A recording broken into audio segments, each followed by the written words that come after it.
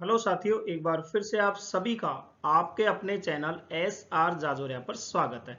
और आज मैं आपके लिए एक ऐसा टॉपिक लेके आया हूं जिसके बिना अंग्रेजी अधूरी है।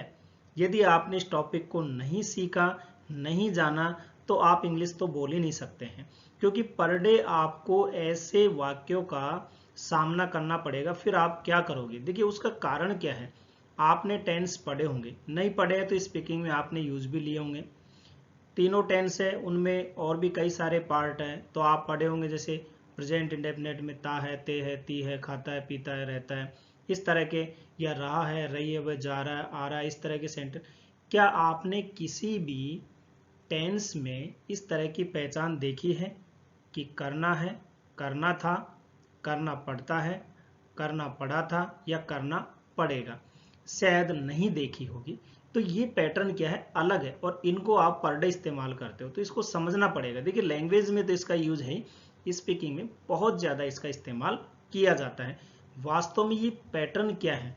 देखिए, हम क्या करते हैं कि जैसे इज एम आर है या वाज वर है, इनके साथ टू का यूज किया जाता है, फिर वर्ब की फर्स्ट फॉर्म का हम यूज करते हैं। इन दोनों को तो हम वर्ब टू बी के रूप में जानते हैं। और ये जो नीचे के हैं, has, have, had, shall, will have, इनको वर्ब टू हैव के रूप में जाना जाता है। यानी इनके साथ हम टू का इस्तेमाल करके और फिर वर्ब की फर्स्ट फॉर्म यूज करते हैं। तो आगे बढ़े उससे पहले आप इसका एक स्क्रीनशॉट ले लो, ताकि आपको कहीं कोई दिक्कत नहीं आए। देखिए, सबसे पहले हम लेते हैं इज, एम और आर का यूज। किस सेंस में? करना है, यानी कोई काम करना है। अब ये आप इसको सेंस समझना पड़ेगा। कैसे? इनका इस्तेमाल टू के साथ कब किया जाता है? जब कोई फ्यूचर में आपका जो कोई प्रोग्राम है वो पहले से ही निर्धारित है, यानी कोई काम है जो पूर्व निर्धारित समय के अनुसार होगा, तब आप जो है इज एम आर के साथ टू का यूज करोगे। ठीक है। अब यहाँ पे आप देखिए कैसे। ममता जाने को है, या इस सेंटेंस को मैं ऐसे कहूं, ममता जाने वाली है। इसका मतलब, या कहीं ना कहीं स्कूल जा रही होगी, ऑफिस जा रही होगी, किसी काम से जा रही होगी, ये पहले से ही फिक्स था कि उसको जाना है, जाने का टाइम हो गया। तो कहने का मतलब है, फ्यूचर में आपका जो प्री प्लान है उसके अकॉर्डिंग यहाँ काम होगा, तब आप इज एम आर के साथ टू का यूज करोगे। देखिए, ममता इज टू गो। ममता एक सिंगुलर है, यानी एक फीमेल है, तो सिंगल है, इसके साथ इज का यूज होगा, फिर टू और वर्ब की फर्स्ट फॉर्म। क्लियर? नेक्स्ट, वह जाने को है या वह जाने वाली है। देखिए, दोनों सेंटेंस एक जैसे ही है, केवल सब्जेक्ट का अंतर है, इसलिए मैंने लिया है। वह जाने को है या वह जाने वाली है। तो यहाँ भी फीमेल की बात हो रही है, तो हम इसके लिए सी का यूज करते हैं। ठीक है। अगर ये मेल की बात होती कि वह जाने वाला है, तो आप ही का यूज करते, तो he is to go. Next, रेलगाड़ी आने वाली है। देखिए, उसका एक पहले से ही टाइम फिक्स है कि उस समय पे वो आनी है। तो आप वहाँ खड़े हो, कोई पूछ रहा है कि ट्रेन कब आएगी, रेलगाड़ी आने वाली है। ठीक है। तो ये प्री प्लान है। तो कैसे कहोगे? The train is to come. मैं गाने वाला हूँ या मैं गाने को हूँ। मैं गाने वाला हूँ यानी मेरा समय हो गया, जो टाइम दिया उसके अनुसार आप थोड़ा धैर्य रखिए। तो ये क्या है? पूर्व निर्धारित है। तो आप यूज करोगे किसका? आई, मैं यानी आई, और आई के साथ एम का यूज होगा, आई एम टू सिंग। तुम दौड़ने को हो, तुम है सब्जेक्ट, तो तुम के लिए यू का इस्तेमाल करते हो, यू के साथ आर का यूज होगा। You are to run.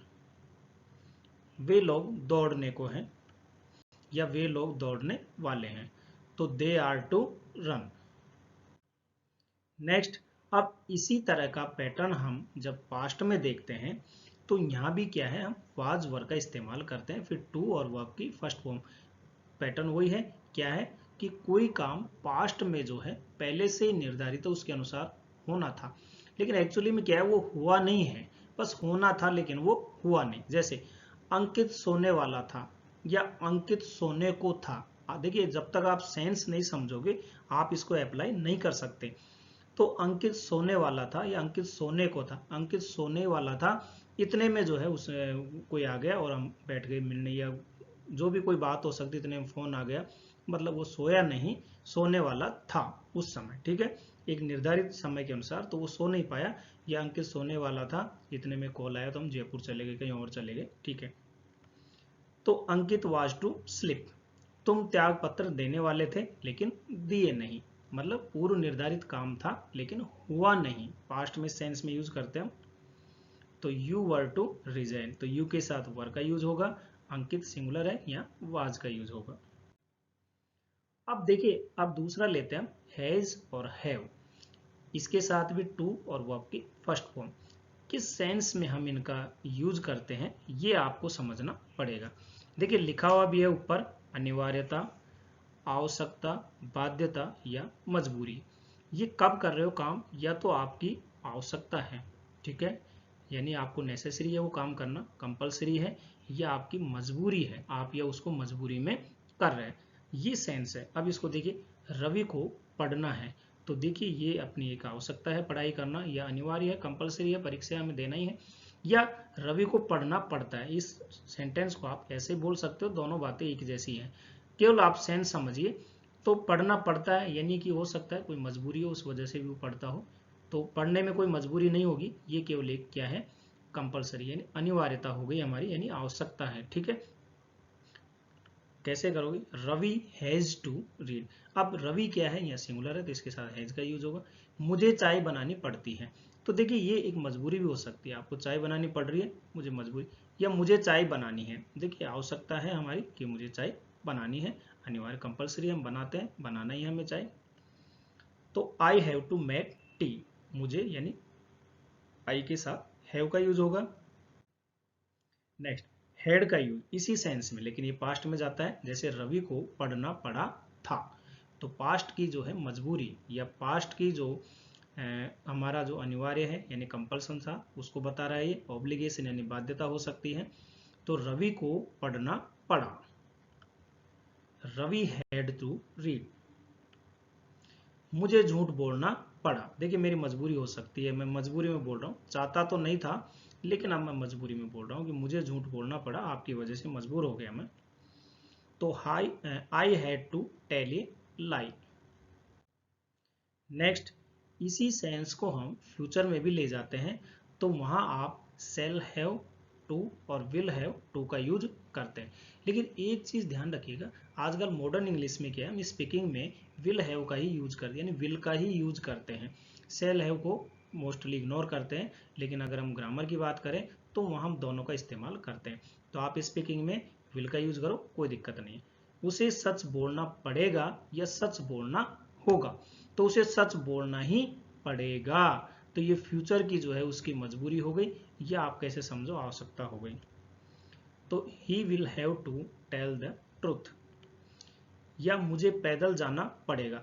अब देखिए ये एक मेरी मजबूरी हो सकती है, पैदल जाना पड़ेगा, मजबूरी क्यों है कि देखिए घर में जितने व्हीकल्स थे, बच्चे ले गए, कोई और ले गए, अब और कोई व्हीकल्स नहीं है, मैं बाजार जा रहा हूं तो मुझे पैदल जाना पड़ेगा, मेरी मजबूरी हो गई। या फिर ये आपके लिए कंपल्सन हो सकता है, यानी आपके लिए अनिवार्य हो सकता है कि मैंने किसी देव के, कहीं किसी इष्ट देव के मंदिर में मैंने कुछ मन्नत मांगी है, तो मुझे वहां पैदल ही जाना है, दोनों बातें हो सकती हैं, ठीक है, सेंस, लेकिन आपको यूज इसी तरह करना है। जैसे I shall have to go on foot, अब मैंने आई के साथ सेल, क्योंकि आई और वी के साथ सेल का यूज होता है, बाकी सबके साथ विल का यूज होता है, तो कोई दिक्कत नहीं है, आप सबके साथ विल का यूज करो, मॉडर्न इंग्लिश में ऐसे ही चलता है। अब आपके लिए मैंने एक एक्सरसाइज रख दी है यहाँ पे, तो आप इस एक्सरसाइज को जरूर करें और मुझे कमेंट्स में लिखकर भेजें कि हमने जो है ये चैप्टर सीख लिया है और हम बड़े आसानी से अंग्रेजी बोल सकते हैं। जैसे मैं एक कार खरीदने वाला हूँ, या मैं एक कार खरीदने को हूँ, मेरा दोस्त मदद करने वाला था, किसानों को कड़ी मेहनत करनी पड़ती है, मुझे इंतजार करना पड़ा था, आपको जुर्माना देना पड़ेगा। उम्मीद है वीडियो आपको पसंद आया होगा, तो इसे लाइक और शेयर जरूर कर दें। यदि आप चैनल पर नए हैं तो इसे सब्सक्राइब कर लें। हंसते रहिए, मुस्कुराते रहिए और देखते रहिए आपका अपना चैनल SR जाजोरिया। धन्यवाद।